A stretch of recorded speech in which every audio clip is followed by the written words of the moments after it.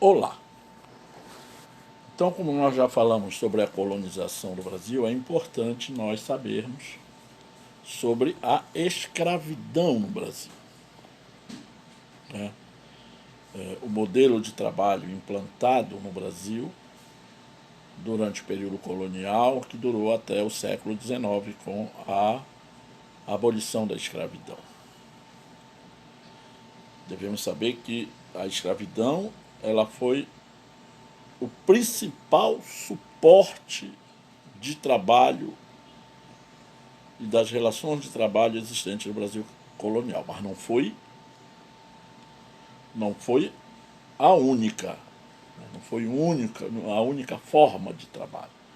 Existiram até trabalhadores livres, trabalhadores de uma certa forma assalariados. Não que o trabalho assalariado foi predominante, porque a predominância foi do trabalho escravo. Aqui na abertura da nossa fala, mostra uma pintura do Debré, na qual um escravo está preso sobre um pelourinho, né, recebendo castigos numa praça, no centro urbano, ou do Rio de Janeiro ou Salvador. Como não existia fotografia, o Debré era um pintor francês que andou pelo Brasil ali no século XIX. Ele pintou o que ele via, né? Então, de certa forma, essa imagem ela retrata não a realidade completa, mas uma parte dessa realidade. Então, para se entender a escravidão, devemos entender, né, que o senso comum, que é aquilo que se fala no conjunto da sociedade, né, construiu algumas imagens sobre a África que não são corretas. Né? A primeira, o que vem à mente quando se fala da África? Sempre, geralmente, ela vem acompanhada da divisão de pobreza, miséria, escravidão, paisagens exóticas, savanas, selvas, elefantes, girafas, etc. Então, o senso comum, né, a ideia, geralmente, a imagem da África vem atrelada a essas coisas, né, a essa visão. Né, e que a África é construída de um bloco homogêneo, que só existe uma língua, só existe uma etnia, só existe uma religião e só existe uma cultura. Né, então vamos desconstruir essa visão, porque a África ela não só é pobreza, existe riqueza na África, riquezas naturais. Na antiguidade existiu uma esplendorosa civilização, que foi a civilização egípcia. O Egito, né, fica na África. Então, devemos entender que essa visão de pobreza, de miséria, não é tão completa, né? Então, e que se havia só um bloco homogêneo, uma só língua, não. O continente africano é constituído de uma gama, de uma variedade muito grande de línguas, né? E que existia só uma etnia. Quando se fala na África, pensa que só existe um grupo étnico. Não, na verdade, não. Existe também uma variedade, os bantos, os sudaneses e etc. Não é? Quando se fala em bantos sudaneses, foram eles os predominantes, os que vieram para o Brasil. A religião também. Ora, quando se fala em África, pensa que é aquela religião dentro de uma visão etnocêntrica, uma visão europeia, que só existia uma religião, aquela religião ligada a elementos da natureza, né, ritualística, etc. E que, na verdade, isso não é, não é, não é certo. Existia, por exemplo, a África. O islamismo existe na África. Né? O catolicismo, desde a antiguidade, o islamismo se expandiram pela África. Não existe só uma cultura, existe uma cultura católica, islâmica e nativa da época, né? da região. Então, breve história da África. Não era dividida em países, sim em povos e reinos. Os berberes, olha aí a variedade, os bantos, os congos, os mali, os songhai, o Angola, a Gana, dentre vários outros inúmeras línguas e dialetos diferentes, cultura, manifestações artísticas, religiosas, modo de vida desses povos. Então isso reforça aquela ideia que ocorre uma diversidade, né, muito grande nos povos da África. A história da África, ela é constituída de uma pré-história. A África tem a sua história, uma história anterior à chegada dos portugueses, né? A chegada dos portugueses à África, que passam a exploração das suas terras e dos povos, né? Dos povos escravidão. Né? Partindo do pressuposto que a escravidão não é um modelo inventado pelos portugueses. Existia escravidão entre esses povos africanos, mas o modelo de escravidão desses povos era baseado na tradição, na obtenção de terras, né, na conquista de espaços territoriais, enquanto que a escravidão levada pelos portugueses era uma escravidão baseada no critério do lucro, né, do capitalismo. Então, os africanos vendiam escravos aos portugueses, ou eram capturados pelos mesmos, levados às colônias portuguesas como escravo mão de obra. Então vem dizer, como é que pode africano vender escravo? Então os portugueses, eles tinham um modelo de obtenção de escravos assim um pouco interessante. Interessante. Qual era o modelo? Os portugueses, eles construíram feitorias ao longo do litoral africano, e lá eles se aliavam-se a essas populações litorâneas, incentivando que elas guerreassem com as populações do interior da África. Né? Como?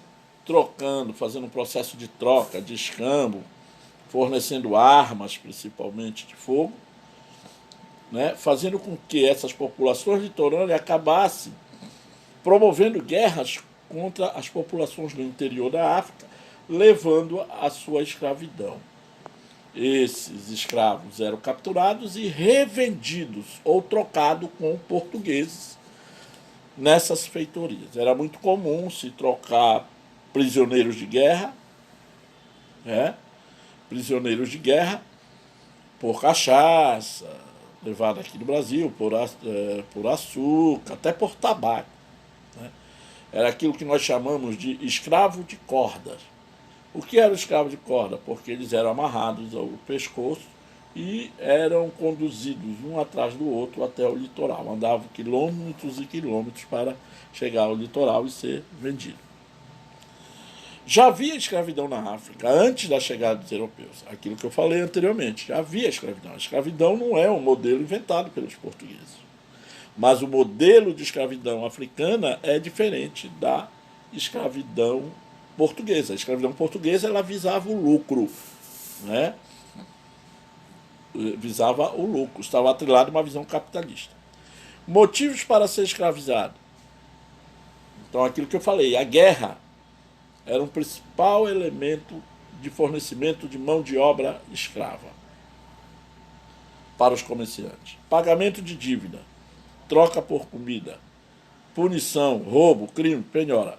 Veja bem, né, que essa escravidão africana, ela estava muito atrelada a uma visão, não muito atrelada a uma visão de lucro, mas desses elementos, eu não digo que eles sejam mais importantes, mas o que ele se destacava era a guerra. Os prisioneiros de guerra, eles eram transformados em escravos. Né? Entre eles mesmo. Né? Tipo assim, uma determinada população litorânea brigava, né, com populações do interior da África. Os prisioneiros eram transformados em escravos para trabalhar em suas comunidades ou serem revendidas para os portugueses. O comércio de escravos. Então, os escravos, eu já falei isso um pouco, os escravos, eles eram embarcados na África e eram transportados para o Brasil. Geralmente havia um processo de triagem. Geralmente traziam jovens fortes, né? Velhos não vinham, porque seria... Eles não, além de não aguentar a travessia do Atlântico, eles não seriam muito produtivos, né? E eles vinham num navio chamado tumbeiros, né? Chegavam nos portos, principalmente de São Luís, no Maranhão, em Recife, no Rio de Janeiro e na Bahia. Eles eram levados em feiras, exibidos em feiras, vendidos como mercadoria, força de trabalho. Então, devemos entender que a escravidão era um modelo de força de trabalho cruel, porque o escravo ele não era considerado como pessoa, mas como mercadoria, que eles chamavam de peças, né? Peças que seriam transportadas, exibidas e vendidas ou para os canaviais para trabalhar no campo ou trabalhar mesmo nos centros urbanos, nas vilas existentes na época. Aqui tem uma cena de captura de escravos. Veja aquilo que eu falei anteriormente. Os escravos de corda. Olha, vinha um atrás do outro, amarrado pelo pescoço, atrelado às vezes em um pedaço de madeira, e transportado até o litoral, embarcado e vindo para o Brasil. De quais localidades vinham os escravos africanos? Né? Vinham da Guiné, que eram os sudaneses, e do Congo, que eram os bantos de Angola. Tá? Os sudaneses vieram principalmente para a Bahia. Né? Eles já eram escravos, eu não digo assim, alguns deles já eram letrados, porque eles eram já escravos convertidos ao islamismo. Tá? São esses escravos sudaneses que vão fazer, durante o período colonial, uma revolta na Bahia, que é a revolta dos malês. Tá? Os sudaneses vieram principalmente para a Bahia, tá? E Pernambuco também. Já os angolanos vieram para São Luís, para Pernambuco e para o Rio de Janeiro. Tá? Então essas são as zonas fornecedoras de escravos. A Guiné e Angola. Né? Guiné, a etnia sudanesa. Angola, o Congo, né? Os bantos. Diferentes etnias. A África não é um país, e sim um continente, portanto, é composta por diversos povos, cada qual com seu idioma, cultura, costume, religião e diferenças étnicas. Isso eu já coloquei, isso é só para reforçar, né, a questão, essa questão. Existiam diferentes etnias. Tá? O tráfico negreiro. Então, aquilo que eu falei, os tumbeiros, olha, aí tem uma planta de um navio tumbeiro. Geralmente, isso é uma pintura do Debré também, que mostra o porão de um navio negreiro na época de transporte de escravo para o Brasil. Tá? Eles vinham em péssimas condições de higiene, né? Superlotação, fome, doença, mortes a bordo. O índice de mortalidade de escravos que vinham para o Brasil era muito grande. Né? Esses escravos eram colocados em porões, muitas vezes acorrentados pelos pés, cabeça e pelo pescoço, com a cabeça amarrada, e tinham uma alimentação extremamente, deixa eu dizer para vocês, extremamente precária. De 100 escravos, 70 morriam na travessia. Só 30 chegavam em péssimas condições no Brasil. Tá? Aí você me pergunta, Júlio, mas eles eram mal alimentados, mas não era para eles gerar lucro? Sim, os que chegavam, eles passavam por um processo de, de voltar a ser bem alimentados, né? De regeneração física. E muitos deles chegavam com uma doença chamada banzo, que era uma doença psicológica, né? Que era uma espécie de a pessoa ficava introspectiva. Ela falava pouco, o escravo falava pouco, sempre olhando para baixo, muitos até se suicidavam, né? O banzo. Muitos chegavam com problema físico, o banzo é o mental, o físico, com os dentes mole, cheio de micose, né? Pela má alimentação e pela falta de vitamina D. Né? E dizem que a maioria das pinturas, algumas pinturas de escravo, é o escravo debaixo do cajueiro. É porque o caju é rico em vitamina D, e então faz essa relação. Né? Ok. A escravidão oficial no Brasil, ela ocorreu de 1570 a 1888, quando se assina a famosa Lei Áurea, né, promovendo a abolição da escravidão. Tá? Aqui no lado esquerdo aquela imagem da abertura da minha fala, e a segunda, escravos, né, domésticos, né, fazendo serviços domésticos, como abanadores. Porque existia o escravo que ia para os canaviais, para a fazenda, para os engenhos, trabalhar nos canaviais, e tinha aqueles escravos que ficavam na cidade. Muitas vezes eles faziam serviços domésticos, tanto na cidade como no campo. Tá? A escravidão no Brasil, traziam para trabalhar em lavouras, olha aí, engenhos, quando iam para as plantações na cana-de-açúcar, mineração, quando vão trabalhar nas minas, né, que nós vamos ver, o próximo assunto vai ser a mineração, na casa grande, que era a casa dos senhores, né, como trabalhadores domésticos, e trabalhos urbanos, quando eles ficavam nas cidades. Né, eles eram muitas vezes barbeiros, doceiras, vendedoras ambulantes, etc. Que nós chamamos de escravo de ganho.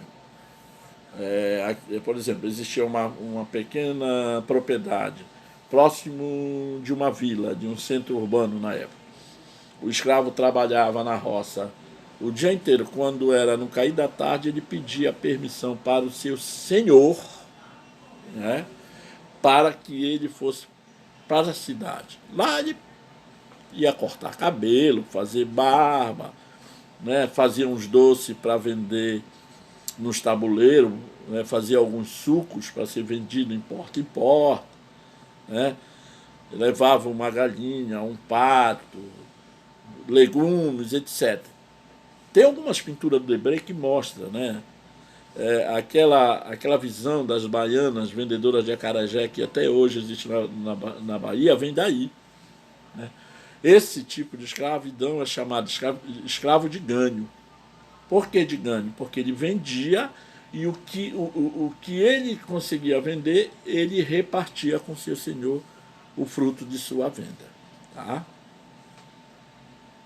Então, na exploração da cana-de-açúcar, como tem uma visão, né? Aí, né, que nós já vimos em falas anteriores, que essa imagem já foi até trabalhada, né, por nós, né, que mostra o escravo trabalhando no engenho, exercendo várias atividades.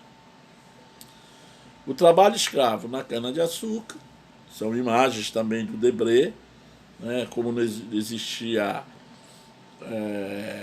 luz elétrica na época, século XVII, o escravo ele servia como força motriz, né, para moer, fazendo uma força para moer a cana-de-açúcar, para tirar o caldo da cana, né, a cachaça e o açúcar bruto, que seria encaixado, refinado e transportado para a Europa. O escravo de ganho, como eu falei, os urbanos está aí. Olha, uma pintura do Debré que mostra as escravas com tabuleiros vendendo bolinhos, né, salgados, etc. Tá? O trabalho, aqui tem uma imagem também, de novo, do Debré, que mostra o escravo sendo utilizado como mão de obra na exploração de ouro durante o século XVIII. A escravidão doméstica, né, como eu já falei, que mostra a cena do cotidiano do escravo em uma casa de um senhor. É possível ver o senhor e a mulher e as crianças escravas aqui ao lado da mesa. A exploração, que consistia, além de ser doméstico, também se dava. Eles eram carregadores, né? Carregavam seus senhores, tá? Geralmente, no final de semana, o senhor ia para a missa, quem levava ele? Eram escravos, tá?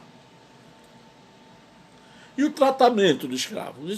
Ele recebia o tratamento como mercadorias, animais, mão de obra. Escravo não era considerado ser humano. Hoje, em pleno século XXI, tem pessoas que pensam que o negro não é considerado ser humano, que ele é inferior. Né? Na verdade, isso é um crime. Né? Ele era considerado, qualquer ato de desobediência, ele recebia maltrato, castigos, morte. Ele era caçado, se fugisse igual ao animal, vendidos, trocados e alugados. Então, olha, existem 3 modelos. O escravo poderia ser vendido, ele poderia ser trocado e ele poderia ser alugado. Tá? O escravo não era considerado gente. E esses castigos? Eram os piores. Durante a mineração, por exemplo, alguns escravos praticavam um comércio ilegal, um contrabando, era muito comum, quando eram mulheres, cortar os seios, cortar os narizes, cortar os lábios, quebrar dente à martelada. Então, esses castigos eram extremamente cruel. O tronco, que era o tronco? Era quando o escravo era colocado com os pés e os braços atrelado a um tronco de madeira. Lá ele ficava dias, só tomando água e recebendo o mínimo de comida. Tá? Era um terror mesmo esse tratamento dado ao escravo. Os maltratos, tá aí, olha. Aquela palmatória usada pelos nossos avós, bisavós de vocês no caso, né? O escravo cometesse algum ato de disciplina, ele era maltratado pelos seus senhores. A palmatória era um instrumento de tortura. Né? O escravo tinha que apresentar a mão e o senhor lhe dava algumas pancadas com um objeto de madeira de lei, com um furo no meio para causar mais dano, né? E ele batia na mão do escravo. Chamava-se palmatória. Está aí um castigo Debré também, sempre vou falar do Debré, que foi ele e o Rogendas, um dos grandes pintores, o que se tem em livro de imagens do Brasil da época. Esses caras foram os grandes expoentes na pintura. Tá? Aqui mostra um capataz, não um senhor, um feitor batendo em um escravo. O pelourinho, tá?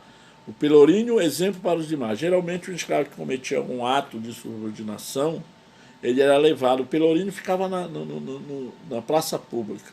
Lá ele era chicoteado diante de outros escravos para mostrar para eles que eles não deveriam fazer a mesma coisa que aquele sujeito tinha feito. Servia como exemplo para os demais. Geralmente, muitos escravos não aguentavam 300 chibatadas, né? Mais de 100, 200, dependia, isso variava. Muitos escravos morriam. Tá? Depois de chibatada, que a costa estava em carne viva, ficava em carne viva, eles colocavam o sal. Isso mostra o terror de que foi esses castigos. Tortura. Olha aí, alguns instrumentos de tortura do Brasil colonial. Tá? Extremamente cruel esses elementos aí. Isso aí são instrumentos de tortura usados contra o escravo, que era considerado rebelde. Então houve uma imposição cultural. Né? Quando a pessoa é tirada do seu lugar, no caso da África, e transportada, há uma imposição de valores. Né? Os escravos africanos no Brasil tiveram seus nomes trocados por nomes cristãos. José, Maria, entenderam? Lógico, o português era cristão, né? A colonização ela foi moldada ideologicamente dentro de uma visão cristã de mundo, e a primeira coisa que eles faziam era trocar o nome. Imposição religiosa. Só poderiam seguir a fé católica. Foram catequizados e batizados. Às vezes isso... os escravos, eles fingiam em aceitar, muitos deles fingiam em aceitar essa imposição religiosa para amenizar, né, amenizar essa relação com o seu senhor. Essa relação entre senhor e escravo ela variava muito de região, etc. Né? Então havia uma imposição religiosa. O que foi que o escravo fez? Para mascarar muitas vezes essa resistência, ele mesclou, né, valores cristãos, né, com valores africanos. Daí o candomblé ele é fruto desta mistura de elementos cristãos com elementos africanos. Né? A imposição cultural seguia a cultura europeia. Lógico, né? Houve uma imposição, é aquilo que nós chamamos de etnocentrismo. O que é o etnocentrismo? A cultura europeia é o centro de tudo. Né?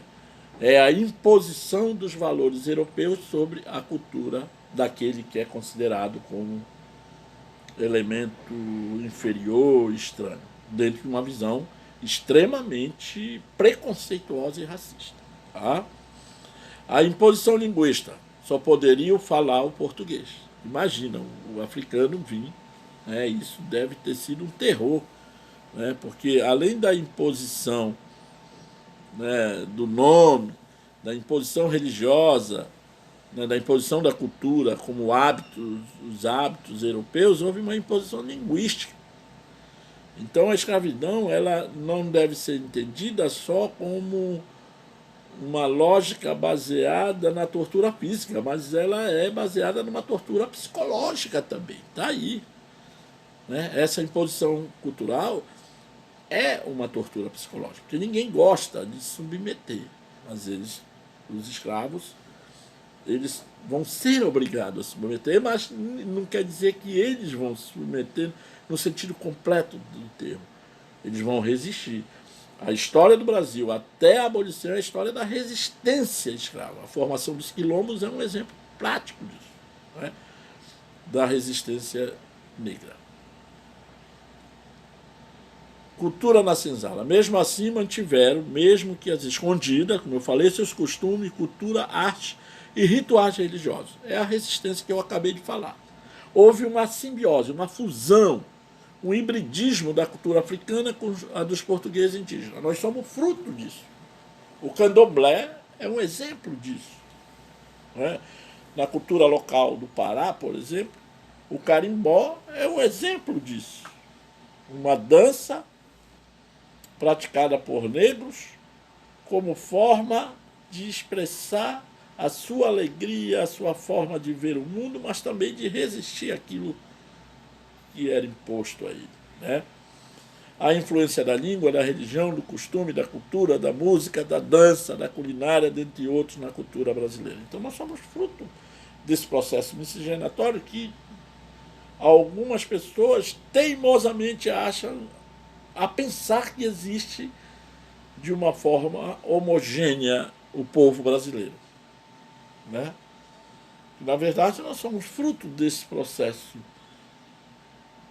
desse hibridismo cultural, dessa miscigenação, dessa simbiose entre o branco europeu o negro africano e o índio. A cultura afro-brasileira surge aquilo que nós chamamos de cultura afro-brasileira. A influência exercida pelos africanos na cultura existente no Brasil. Não estou falando de cultura. Não vou questionar outros elementos. Eu quero mostrar a questão da cultura. Né? E não foi só isso. Na questão, por exemplo, da religião. Existiam outros elementos. O candomblé e a umbanda é fruto dessa simbiose, dessa mistura. Tá? Na questão da religião que nós devemos respeitar. A manifestação. Né? O candomblé e a umbanda eles estão dentro do mesmo patamar do cristianismo, do catolicismo, por exemplo. Tá? Nós devemos sempre pensar em termos de diferenças. Tá? Embora cada um expresse os seus valores, nós devemos entender que essa expressão de valores tem que ser moldada na indiferença, não na imposição. Daí a ideia de orixá igual a deuses, igual a santos. Sincretismo. O que é sincretismo? É isso que eu estou falando, religioso, a união de elementos de uma religião à outra. O Brasil é fruto desse sincretismo religioso. Aí vem, né, Iemanjá, para o candomblé, é Nossa Senhora da Conceição. Olha aí. Então, o que foi que aconteceu? Mais ou menos o que aconteceu entre gregos e romanos na antiguidade. Quando os romanos dominaram a Grécia, o que foi que eles levaram para a Grécia, para Roma? Deuses gregos, mas que lá ganharam nomes diferentes. Aqui no Brasil muito parecido, né? A Iemanjá para essas religiões afro. E corresponde a Nossa Senhora da Conceição para os católicos. Ogum, quem é Ogum? São Jorge. O Zeca Pagodinho tem uma música chamada Ogum, que eu gosto muito. Ele no meio do samba, ele recita, o nome da música é Ogum, ele recita uma oração de São Jorge. Oxalá, quem é Oxalá? Jesus. Olha lá. Oxum, Nossa Senhora da Aparecida. Tá? Então, Exu, demônio preconceito cristão devido às características do orixá vingativo e sensual. Então, olha isso, é uma leitura pejorativa cristã sobre Exu, que leva a ele a categoria de demônio. Na verdade, né, a ética cristã, católica, ela vai fazer uma leitura dessas entidades africanas dentro de uma visão, eu digo assim, uma demonização dessas entidades. Não só africana, mas indígena também. Tá? Dentro de uma visão etnocêntrica. Né? A capoeira, olha. A capoeira também é uma dança que existe até hoje. Olha, uma pintura do Debré, do século XIX, e hoje a capoeira sendo praticada, né? Hoje no Brasil. Tá? Então a capoeira também é uma dessa herança, dessa mistura de cultura. Capoeira é uma arte marcial desenvolvida inicialmente por escravos negros no Brasil a partir do período colonial, inicialmente criado para proteção e defesa própria. Durante muitos anos foi proibida e hoje é uma expressão artística. Olha lá, ela foi proibida a capoeira. Né? Até hoje ela é marginalizada. Eu gosto de caminhar e de vez em quando eu moro próximo aqui à Praça da República, em Belém, e quando os capoeiristas vêm para a praça, parece que eles são olhados sempre atrelo a dança da capoeira com a vagabundagem, com coisa. Isso é preconceito.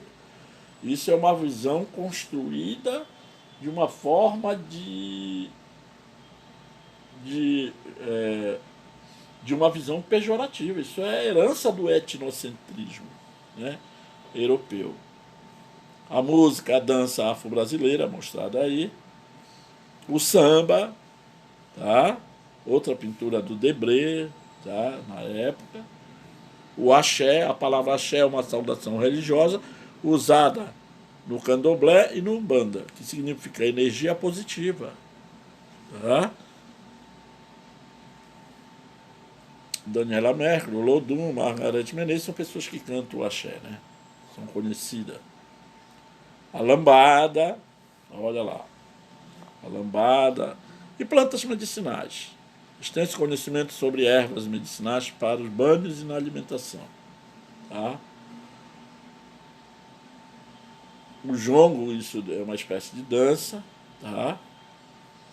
Na culinária, a feijoada, o acarajé, o vatapá, a moqueca, só coisa boa, meu Deus, broas e várias outras criações de adaptação de elementos. Tá? O caso da feijoada eu acho assim incrível.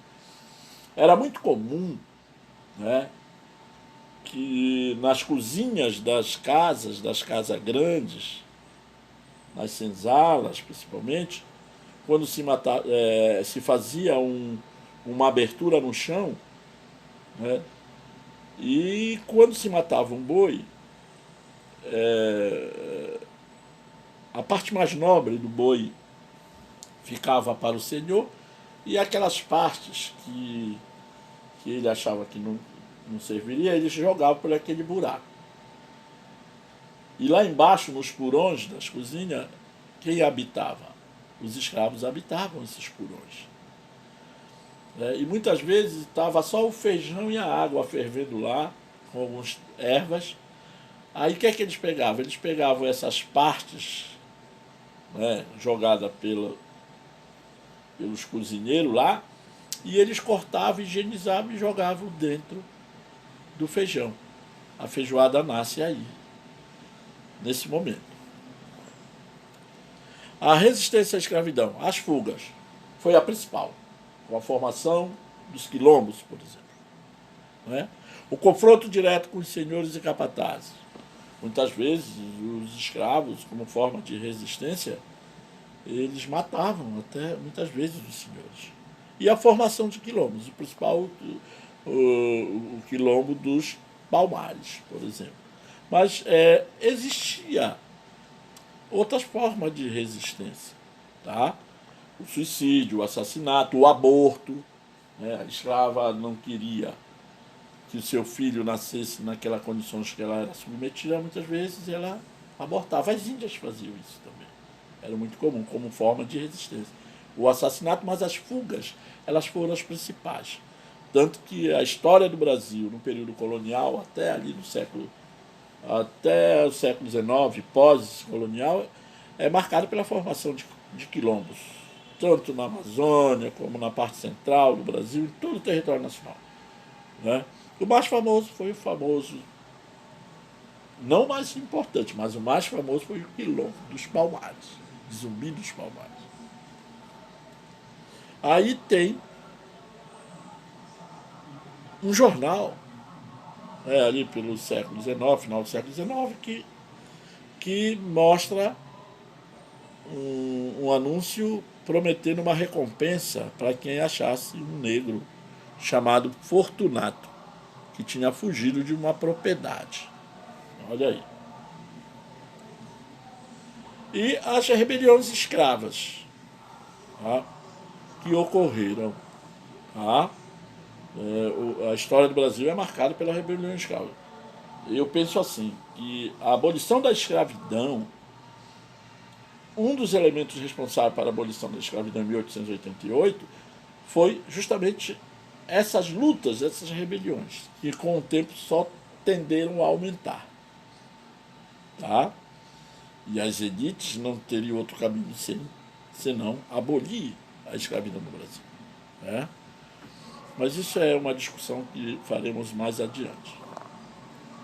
Os quilombos, comunidade de escravos fugitivos, viviam de acordo com a cultura geralmente africana. Principal quilombo dos Palmares, quilombos hoje. Né? Então vamos lá. Quando se fala em quilombo, também outra pintura do Debré, geralmente vem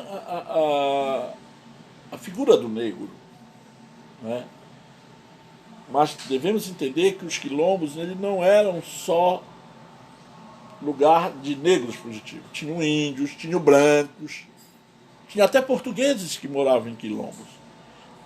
Mas, Júlio, portugueses morando em quilombos, sim. Por exemplo, a pessoa era pobre e por uma desavença ela matasse alguém. Ele era branco, ele era português, ou não, mas ele era branco. Para ele não ser punido, o que é que ele fazia? Ele fugia para os quilombos e nunca mais voltava aos lugares de origem. Entendeu?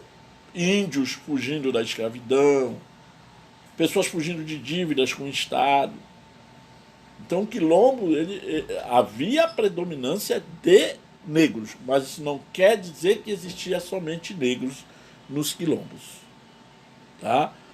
Tem alguns autores que dizem que os quilombos seriam uma reprodução da África em território brasileiro. Verdade. Tá? Os quilombos seriam uma forma de resistência em recriar um modelo de organização social e política africana aqui em território brasileiro durante o período colonial. Né? Se obedecia muito à tradição africana. Tá? O modelo de produção coletiva. Tudo que era plantado era distribuído coletivamente, né, para os moradores do quilombo. O quilombo era constituído por um lugar central e, agregado a ele, existiam várias unidades menores, chamado de mocambos. Né? Então, o que era o quilombo? É a reunião de vários mocambos, que seriam submetidos a uma autoridade maior. Era o caso, por exemplo, de Zumbi do Palmares. Era a maior autoridade dos mocambos que formaram o quilombo de Palmares. Ok? Tá aí, o Zumbi do Palmares representou a luta do negro contra a escravidão no período do Brasil colonial. Ele morreu em combate, defendendo seu povo e suas comunidades. Os quilombos representavam uma resistência ao sistema escravista português e também uma forma coletiva de manutenção da cultura africana aqui no Brasil. Em Palmares também existia a escravidão. Olha, no início da minha fala eu disse que a África existia a escravidão e que os quilombos eram uma reprodução do modelo de organização social, política, econômica e ideológica da África aqui no Brasil. Aí se entende por que em Palmares existiu escravidão. Por quê? Porque existia na África. Tá? Mas quero dizer para vocês que essa escravidão não era um modelo de escravidão baseado na ética capitalista da escravidão portuguesa. Era diferente. Tá?